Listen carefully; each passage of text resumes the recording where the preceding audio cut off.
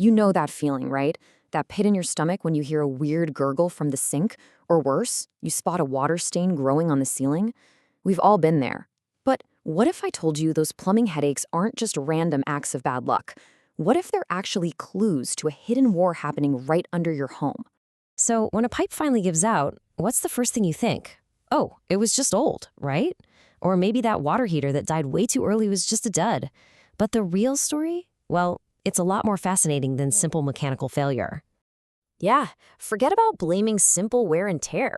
The truth is, your home's entire plumbing system is on the front lines of an ongoing environmental conflict. It's in a constant 24/7 battle against powerful, unseen forces that are trying to break it down.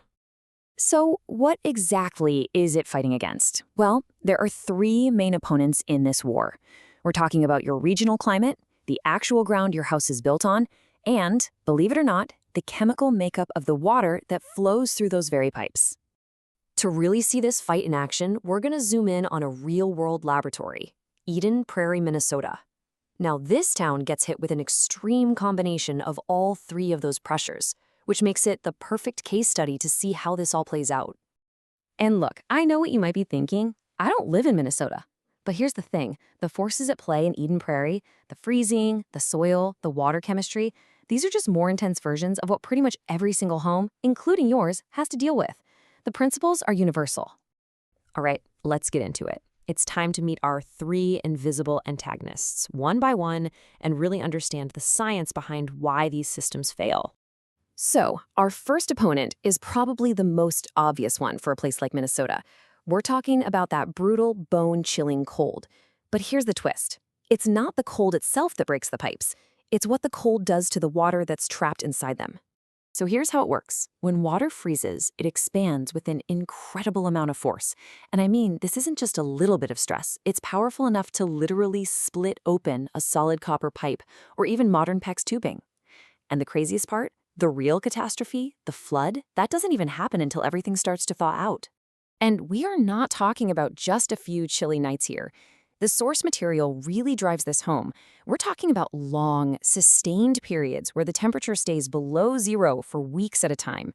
That kind of relentless cold drives the frost line deeper and deeper, giving that expanding ice all the time it needs to do its damage. Okay, next up, let's look below the surface. Our second antagonist is the very ground your house is sitting on. It might look solid and stable, but in a lot of places, it's actually in a constant state of slow, powerful motion.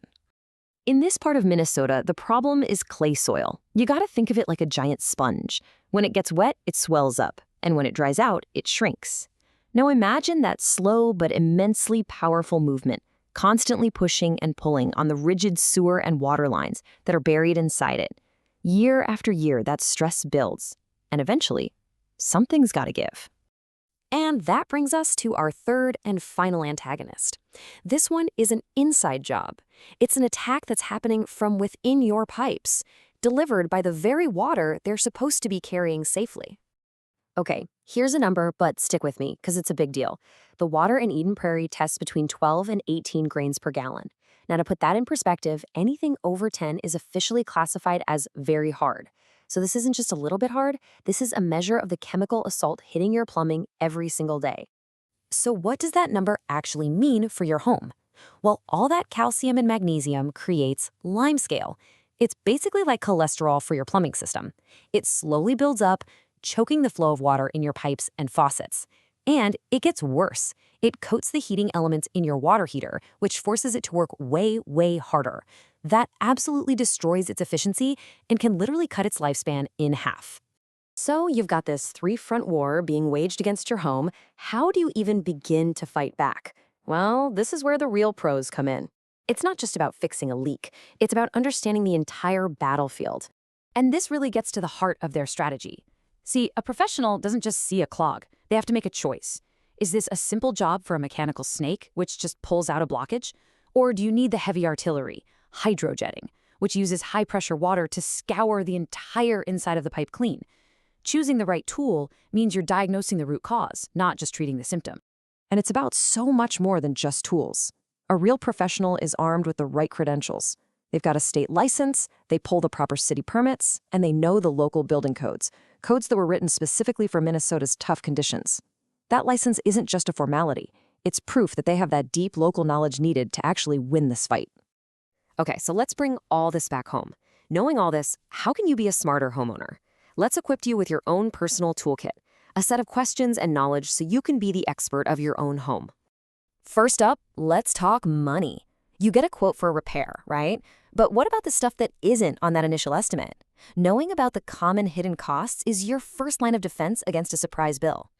So here's a quick list of things to keep in mind. You've got official stuff, like city permit fees.